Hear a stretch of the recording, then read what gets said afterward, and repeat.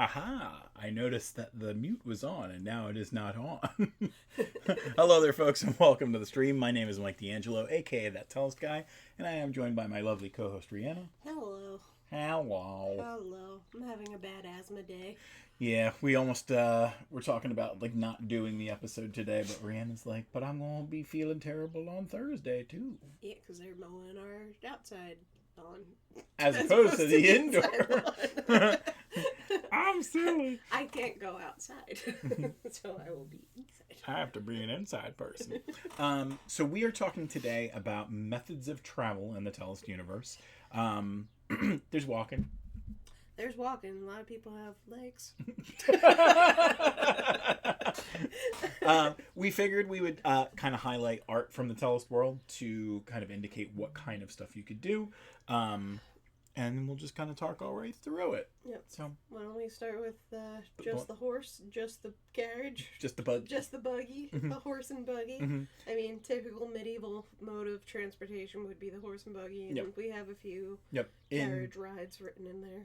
In both Adelia and Luca, Chaos Cregan's introductions just about to whatever city they were going to, they arrived by carriage. I don't know if you ever put that together. I did not put that together. Stop the carriage. I know that wolf. Cassandra and Edmund met via carriage. Mm-hmm. Yeah, there's a lot of carriage rides that are cutesy wootsy. I mean, it seems like a pretty practical means of transportation, but I would ask, I don't know if we actually ever delved into this, in the world of Tellest, would there be creatures other than horses that would... Oh, yeah, absolutely. Or, enchanted carriages that don't need a horse for certain wizards, maybe? Yeah, I would say, at this point, somebody has got to have employed the clockwork steeds that Maximus has figured out. Because Maximus's story is, 17 years ago or something like that? So, by now, he's perfected that. He's got mechanical horses that are leading those things around. Why build an automobile when you can just build an automated horse that does the work for you? Right. But I think you were also kind of going can you have, a chocobo, a big ostrich? Yeah, some pulling sort around of... your carriage. Right. And I was thinking, the dwarves we were talking about would have battle rams and stuff like that, right. And I would think that they would definitely bring along stuff like that. Deer, perhaps, an ox in certain terrains. Speaking of battle rams, you've seen mountain goats before, right? Yeah. Those things are hulking beasts. And then they have their little tippy toes that they can climb the edge of mountains. So 100% you're going to be able to have something like that bringing along a carriage. In fact, in dwarven areas that are mountainous and rocky, the cart itself is probably built with that in mind. So it can go over terrain that's not okay, here's the freaking wheel falling off my my stuff. Even more interesting is if you could have it somehow mechanized to go up the mountain. The mechanism? The mechanism, to be to be dragged by the ram vertically. Yeah, that would be pretty cool. A spider tank. Oh no, I don't no, stop. I don't like the word spider. This is a terrible line of. We're going off the rails. Sorry. It just took one word. Do you want to introduce our Elvies? She's an elf. She's left the building? She's elfish has left the building. She is a Whisperwind Welf. You're so dumb. I'm not good. My wife said Welf. I am oxygen deprived today. That's Leave your me excuse. Alone. It's not an excuse. It's a fact and an excuse. So Whisperwind elves, the elves in the Tellest universe, share... Universe, if you will. Shut up. They share a power if they're part of the same clan. So these ones can teleport basically anywhere in the world, or wind walk. Is that what you call them? Yeah, they can wind walk, which is just teleporting. Anywhere that they've been twice per day. So it's got a the whole thing about the elves is because level that you can't exceed. Yeah, the whole thing about the elven tribes is that when they share a power, it's limited in some way, and that limitation kind of goes down further and further as the amount of people in the tribe are cut down. Oh. So, the less you have, the more your power is. That's why the elf that we introduce in Arise, the sequel to Awake, he's the last of his tribe, so his powers are pretty insane. Gotcha. So yeah. So this one is Venathrun. Right. That's what she do. Thanks. I'm sorry. I'm not the best at this. I'm not the best. So Venathrun, we're introduced to her in her story Awake. She is a Whisperwind elf that was supposed to go on like a protective campaign to watch out for a town that got attacked by goblins. She was not there. So she's got just this terrible guilt about her and everything like that. She ends up falling in love with a human who didn't let her know he was a human. So this Welf, she Shut up. she stayed behind. But she decided afterwards that she needed to support him and their other friends because one of the other elves that went with them, he was also in danger. So she ended up using the Bracelet of Travel, which is another way to do portals of sorts. The Bracelet of Travel works by basically using the same gateways into Tellest's Nexus, which is basically like the pathways through like the underworld, essentially. It gives people access to the same gateways that the gods use. So is that also, what about Bixby when he dies? Is that the he same goes place? to the Nexus. Yep. Okay. Yeah. And we'll see that here. So this is Bixby over here, and also this is Bixby. Guess I'll die. Unalive. So he ends up when he faces the consequences of his mortal coil being shuffled off. He ends up in the Nexus and can reconstitute his soul into another body for himself. He's basically Kenny from South Park. I like to but his body sticks around. He's Mario. You know, whenever he boop-a-doops, right? Boop-a-doops. I love that. The corpse is still there, but he can make another one. Right. So yes, he basically travels through this network. It's a spider web of passageways, like little catwalks in, like a world beyond our own that connects into the various afterlives. Who made the bracelet? Do we have any lore behind? We don't. Who has the power? We don't. So that's a story you're gonna have to write. Naralindra. Or what's her face? Naralindra. No, what's her name? The one who presides over the Nexus. The Biddy. Well, Sebrum is the big god, but you're thinking of Odessa? Odessa. The one on the Tales of Tellest cover. No, that's Nersha. And Nersha, that's the one I was thinking she lords over the void. Well, maybe she made it. Her hobby is jewelry making. Leave me alone. You're like, I preside over it too. I like jewelry. I know. There's nothing in the story about how, who made this. There is a story about who has it, and it's Wispus. Wispus ends up having this because, if you'll remember, Wispus is a purveyor of magical goods. Right. He and Luca would probably get along really well. Well, he would want to use... Yeah, absolutely. He would want to use Luca's power to find magical artifacts for him. I feel like that would be a non-symbiotic relationship. But Wispus is a good dude. They'd be friendly. Yeah, he's a good dude. Yeah. He's a good dude. He's a good dude. So, airships. Airships are another... And also regular ships. Yeah, but we'll talk about one at a time. Which one do you want to talk about? The most important ship. Friendships. Do you want to talk about the air or the water? Air, because we're on it. The existence of airships and water ships. Land ships And fire ships? Ooh. Uncomfortable. Uncomfortable. You said you want to do a water ship or an airship? Airship. Since we got this. It's up there. So, get it? It's up there. So we actually have this on the cover because in the book, which is over 10 years old, so it's past the point of spoiler territory, the whole concept of where Steeltip at the time, what he was named, Silly, the guy in green, he basically discovered how his brother died in a tragic airship accident. And then in his journeys to find a magical artifact, he ends up in this town that's basically constructing airships for the kingdom of Blacklane. man overboard in an airship has a very different finality. Yeah, but you don't have to worry about waves too much, so you don't have to, like, there's still turbulence, I would imagine. I will say the best... And dragons. Dragon attack! Oh, yeah, and obviously birds.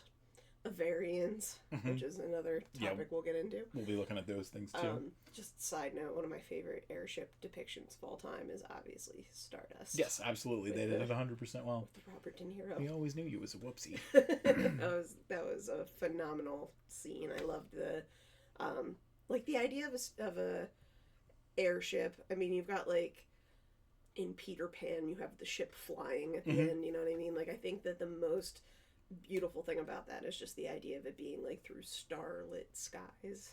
Yeah, I think the only thing that Goonies did wrong was their ship was a water ship. Water ship should have been an airship.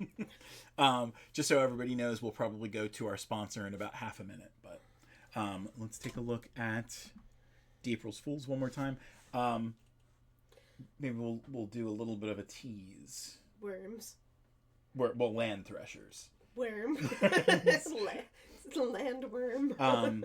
So similar to how Legend of Zelda Spirit Tracks has trains, so too does Tellest, but not in the way you think. We'll tell you more about it on the other side. And now, a word from our sponsors. Bright, quirky, and full of charm, The Mulberry Constant by Sherry Andrews introduces us to a heroine whose brilliance might just change the world. This clever, speculative tale mixes whimsy with wonder, as it follows a young girl whose extraordinary intellect is matched only by her curiosity. Yes. With humor and heart, Andrews crafts a story about possibility, about opening doors not just to the future, but to who we might become. It's breezy, imaginative, and just the kind of tale that leaves you smiling. Check out our full promo for The Mulberry Constant by Sherry Andrews on the Tellest website.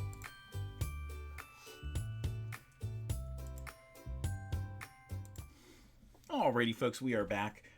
So we had talked about how Quest coins, that was definitely on there because I didn't mute the... Oh, really? So you have Quest coins? I keep forgetting to either mute or unmute, so very, very cute. So we had talked about before the break that there was trains in the Tellest universe, and the way that works is, I don't know why I don't have the picture of the Land Thresher up. Riff for me. I can't riff. I'm not even good at talking. I'm a very bad co-host, but sandworms, that's basically the idea. It doesn't look like mole catfish. Listen, I imagined it as a worm. It's a worm in my head. It wasn't described as a worm. It just is. That's what a land thresher looks like. So they're kind of moley, kind of catfishy. Not at all like a worm. This worm has 4 feet. One of the other things that they're kind of described as is like shark-like. So that's why it's got like that kind of like shovel-shaped head. And I would imagine it being able to get through sand with like this biology like fairly well. Oh yeah. Well, and not only that, but it can phase as well. So like that's why people who do employ this method of travel do it. So basically what they do is they encase a land thresher halfway in a vehicle of sorts that kind of has like a boat shaped hull, that can kind of carve its way through the sand. But this thing is basically, bringing it around. So it's a land train. Same way we have airships, we have land trains. And this guy in particular will basically be leading a line of train cars without a track needed. It is very cool. The anyone who hasn't read April's Fools, definitely do it, because it has like, I like to call it like an old West scene where there's like the great train robbery. Yeah, it's very fun. Yes, and obviously we spoke about it before. It has Bixby. Bixby does his methods of traveling. Unaliving. You need to be better. I'm talking about his hair. God. The algorithms. The algorithms. It's fine. That's a hook for traveling. You don't remember how it works or anything? It's a sky hook. He can hook the sky and that guy and any guy he wants. So the Sky Talon basically lets Luca Cregan travel without needing to hook onto any corporeal object. He can just kind of hook it into the air and then just Spider-Man his way. sort of, yeah, yeah. I think that like the level of like the grade of hero you are is dependent on whether or not you can kind of fly. Yeah. Right. So I think Luca needed some. If he's going to be top billing in his books, he needed some kind of traversal method. So I thought that something like this, he's fighting dragons in his books and stuff like that. This definitely makes him a slightly more worthy adversary. I just had a ridiculous side question, and I'm so sorry. If he were to throw the skyhook up somewhere, right? Is it dug in? Like, is it able to be moved? Like, it's by the will of the wielder. So, like, if he threw one in the path of an airship, would the airship crash into it? I don't think so, because yes, it would, but I think it would move it. Because it's not quite like how I perceive the inanimate rod from D&D. Okay. Where, like, you can just push it in front of a door and the door can't be opened. Yeah, that's kind of what I was thinking. Okay. Yeah, I would assume that it's more like it would function the way that it would happen if, like, someone put a grappling hook over, like, a castle wall, right? Okay. Like, you can still dislodge it. So, like, in theory, like, if somebody saw that go up and they had pinpoint aim, they could shoot a crossbow bolt at it and it would... Okay, because I'm guessing, like, my question is, like, on a windy day, is he just going wherever the wind takes him, or, like... I think it's hooked in enough where it's... It's not going to move from that. Imagine the world itself as kind of, like, having little pockets that it digs into. So you still need to dislodge it. But, like, it probably wouldn't be immobile in, like, a hurricane. He's not Mary Poppins. Okay, gotcha. Okay. Question over. Question over. We talked about Equinicus, so here is a clockwork steed of sorts. That's a Zorse. This is a Zunicorn. This is a Welf. This is Zabrath. I did what I could. Rival creator who sees Equinicus and builds off of it. But I do think we have your horsey on here somewhere. A horse. The big painting that's in our bedroom. There it is. Yeah. That's a huge painting. It's like 5 feet. Yeah, this picture... like 5 feet by 3 feet or something? I think I can grab it, like, with my hands outstretched. Yeah. And I'm not 6 feet tall, so my wingspan shouldn't be 6 feet. Maybe like a 5x4 canvas or something like that. Yeah. It was big. It's big. It's big. It's also... The camera doesn't really pick it up, but it's metallic paint, so it, like, kind of has 2 levels to it. It's also way skinnier because the camera adds 5 pounds. We have some boats. We can talk about regular boats now. We love boats. You should go to that creature. What creature? That guy. The griffin? Yeah. People know what griffins are. Yeah. Do they ride them? Yes. Okay. Yeah, 100%. Well, there you go. That's another. I played enough WoW in my youth to know that griffins had to be a thing. We haven't seen any griffin riders in any of the books or anything like that, but we did make a map where, like, a griffin could land in Siphenadil, which is where Heart of the Forest took place. And we do have the idea that griffins are going to be, like, part of the one book series that we're working on together. So I took a stop there for you. Thank you. You're welcome. Appreciate you. We'll see if we have anything else. Oh, how about walking on water? Oh, there you go. Remember our improv episode with the Rhinotaur that just keeps on walking? That actually went live today on YouTube at 3 p.m. Aw. Mm-hmm. With my beer mug and my dwarf beard. Aw, that's good. Mm-hmm. Tavern Tales, Volume 1. I love it. Yep. So we do have a bunch of cool artifacts. This artifact lets people walk on water, and there's also a race of elves that can, for a limited amount of time during the day, they can walk on water as well. Jesus. Is there anything, like, do you have any Telestian submarines? So actually, funny you should mention that. The gnome that Kelvin meets in Heart of the Forest, that's like his whole thing. Like, he's researching water elementals near the Titan crater basin or whatever it's called, because he wants to try and see if he can use enchanted water to make a submarine. Very cool. Mm-hmm. So yes. Do you have any Havarian art? I'm looking for him. There he is. You skipped. Did I skip? Yoda. So some people have their travel built in. Mm-hmm. Yeah, we got these guys and harpies. Right. Yeah, the Avarians are a bird race where they can fly and do all kinds of cool stuff. Now, I wonder if... So, like... You keep talking. So there's centaurs in the Tellest universe, right? Yeah, but we haven't seen any of them yet. We just haven't, like, made them, but they exist. So, with centaurs, if they, like, break a leg, I assume, in most cases, you follow, like, horse rules, and you're like, alright, you're useless now, like, basically. Because they can't travel at that point. Are Avarians the same? You don't think centaurs could crawl if they wanted to? They couldn't just, like, lean over and on their their arms and their back legs? Well, the horsey thing, I'm pretty sure, is, like, something to do with, like, the arteries that go to the heart. Yeah. So, the horsey thing? The horsey thing. The horsey thing. You know, the horsey kaputzin. Because you kaputz them after they can't walk anymore. Oh, glue. Exactly. You yelled at me for saying the D word. So, yeah, do you think the same of Avarians? Like, if they can no longer fly, are they basically, like, cast out at that point? Or do you think they're, Nah, I think most Avarians... Well, I guess it depends on the tribe, because you have tribes of all different kinds of... If they're if they're a nomadic tribe... Right, then... we're going to have to leave you behind. Right. So sorry, bye-byes. Right. I would say that most Avarians probably would not be nomadic, because, nests. Yeah, but also...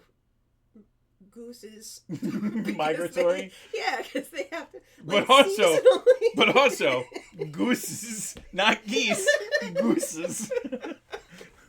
I said I'm oxygen deprived. Hey, Michael, I got some evidence. Take a gander at this. That's a goose joke. You're a goose. Michael, you got egg on your face. You're a silly goose. Oh my goodness. Oh my gooseness. Oh my goodness. I started this. I can't even blame you. Anyway, yeah, so they're birds.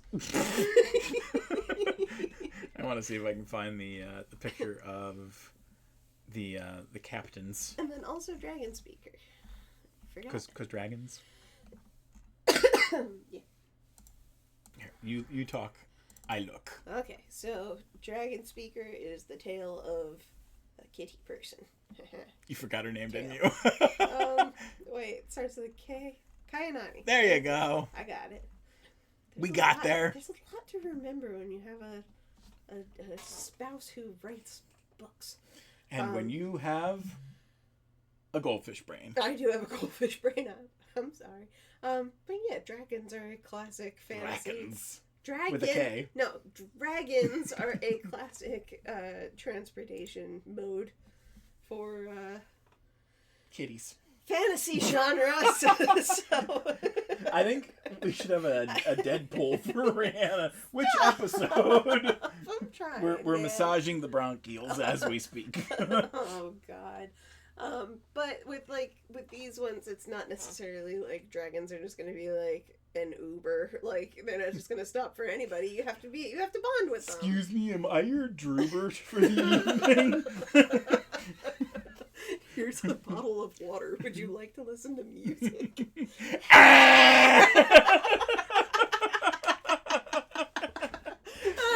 No. We spent too much time together. I do have our water boat. Oh, bears! Bears are actually, this is a fire ship. It is a fire ship. Bears. You can travel by bear. Beware bears. Beware bears. I would imagine like rhinotaurs wouldn't need a steed, would they? But they run on 2 legs, not on 4. So... Right, and I would imagine even a regular rhino is not running for very long. Right. You know, I like the only like endurance runners in the world are humans. So like, typical animals are not going to be able to really progress for that long. I guess centaurs could probably do a pretty good job. Like any 4-legged.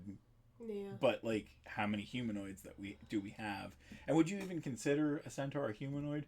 I'd consider them humanish. Do you have cameloids? Because I feel like camels are like They gotta beat out humans in terms of endurance, right? Camels are a dromedary, right? No, that's the yeah.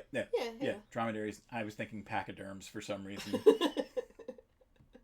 Well, You we got boats. Boats are a classic. We have lots of boats in the third Mageborn story, because we're talking about islands and such. Try and see if we have anything else before we cut to the curtain, to the old curtain. Well, I want to talk about portals too, like wizard portals. Let's talk about wizard portals. All right, let's talk about wizard portals. So let her rip. So I would imagine that a skilled wizard would be able to create a portal. I would imagine that this has to be like complicated magic, or else you're getting into like too many situations where like there's no need for a plot at this point. Like, you know when you watch like an 80s movies and the entire thing would be over if everyone had a cell phone? Oh yeah, 100%. Like, I feel like you can't have portals be so commonplace that like anyone can use them. I would imagine like you can't just instantly set one up. I would imagine it has to like... I don't think that it's a everybody kind of thing, right? Like certain... The wizard who's just starting out definitely doesn't know how to do it. Right. But like, I would imagine that especially like between like allied cities, you probably have like an ongoing portal of sorts that help you get from one point to the other. That makes sense. But there's also probably like some resource requirement to having a portal open. So it's probably not free. You know, right. If you're going to use this portal, it's going to cost you... It's going to be in like the tower of like the upper crust, basically, to have like a location from one place to another, or maybe in like the depths of a city or something in like a rival person's whatever. Because I would also imagine if you're going to open a portal between two places, you would have to like you'd have to have been there in some capacity, right? Mm-hmm. Or like part of, or like know an object that's on the other side. Portals. I would also imagine that if you are a novice at it, or you like mess up somehow, you can get like... You remember how in Doctor Strange, like he was accidentally going to like Antarctica and stuff like that? It would be kind of like that. Yeah, you end up where you don't intend to be and things happen. Even Doctor Strange, I feel like, is a little bit like... OP. And yeah, like unless you're... Even Ned had the ability to make portals in the third Spider-Man movie, if you'll recall. I don't remember that. Yeah, when... Like, I don't think that he actually... Oh, yeah, with the ring. The ring. Okay, got it, yeah. Because that's what they need. They need the sling ring. It's not like they do it without it. Right, so, yeah, it would have to be either object-bound or, like, really restricted. But I'm imagining a situation where, like... So for the story that I want to tell, like, maybe he has to create a portal between, like, his shop and the forest. So maybe it's, like, you have to arrange... Oh, yeah. Sticks in some way, or it's a body of water or something. Like, something has to be the go-between. Right. Yeah, there has to be some reagents. There has to be some kind of intention. It can't just be like, whoop-de-doo. Right. Even the bracelet that we talked about has, like, a, you know, like, you're basically walking through the tunnels of the underworld in order to get to the place that you need. Right, and if Seabrum finds you, he gonna be mad. So mad. So I have this piece of art up right now, and it's technically not a portal. It is a void orb. If you'll recall what the void orb is from. Reese's story? Mm-hmm. Okay. So basically, this void orb shattered into a million pieces, and it brings Reese through time and space. Like a Doctor Who. A fun travel mechanic. Reese has been part of, I think, 6 stories at this point. He was in 2 stories in Tales 1, 3 stories in Tales 2, and a lead character in the Quantum Quest book. Hooray! Good job, sir. Any other methods of travel that you want to talk about? I mean, I would just say we haven't really discussed or anything, but like I mentioned an Uber. What about like public transportation? Like what would be... Well, we had talked about like in Analatha and in the Ancestor Festival, they probably have parking structures at this point for people. You know, carriages and whatnot. Yeah, okay. Because enough people have access to that. Like it's not... Or maybe like the Spirit River has like a steamboat. If you'll look to your left, you'll see the, like, like a guided tour, basically. I don't think that's too far outside the normal. Mm-hmm. I think especially when like there's almost like a utopian feel of Tellus sometimes because of like the steampunkiness of it and things like that. Like there are like tinker abilities and magic abilities and stuff like that. You do have access to things that you might not have had before. So you do have the access to kind of make things work better than they do in our world. Yeah, or better than they worked in medieval European times, which is kind of like the standard for fantasy. Which I like that we can add a little bit more, because if you think of stuff like Howl's Moving Castle, you've got the combo of like fantasy and steampunk. Steampunk. I'm not gay. Appreciate me while I'm here. You were talking about Howl's Moving Castle. Yeah. Both the Living Dungeon and Korra's Keep, the Forgotten Keep, they can travel as well. Interesting. So. Very cool. All right. On that note, Rhianna's going to pass out soon, so let's cut over to our show closing page. Go ahead. Have you met me? Folks, on the screen right now, you should see all the places that you can find Tellest out there on the internet. Tellest.com is a great first place to start because it will bring you to all of the other projects that we're working on. We have a couple of premium sites that you can check out. Patreon.com/Tellest is where you can get all of our maps at one low price. Tellest.etsy.com is where we have our physical versions of our maps. I have great news on that front, by the way. We found a potential other printing partner for our physical maps. It's the right size. It's the right material. It might be the right price. I have to check to see if they'll work with me within the expectations that I have. Things might have changed because of the tariffs, but we'll try it out. We'll see what happens. BattleMapFantasy.com is where you can go to get all of our maps on an a la carte style. So if you want digital maps, but you only need one or two, that's a great place to go there. We have 2 TikTok channels that you can check out. At Weird Witch Wands is where you can find all of Rhianna's content. She works on, wands. Also Needlefelt, also Gem-Belly Dragons, also Mimic chests. A lot of stuff that we are going to be bringing to Fan Expo in a couple of weeks. And I'll be doing more paintings on there as well. Yep. And then at Tales of Tellest is where you can find the whiny dogs from this room right now. We just had their Easter egg hunt, and I very much recommend checking out that video. Yeah, it is probably your best time of year to go and check out one of those videos. Adorable little tradition. We put little pieces of turkey and hot dog and cheese and little eggs, and we hide them, and they get so excited to find them. They absolutely do.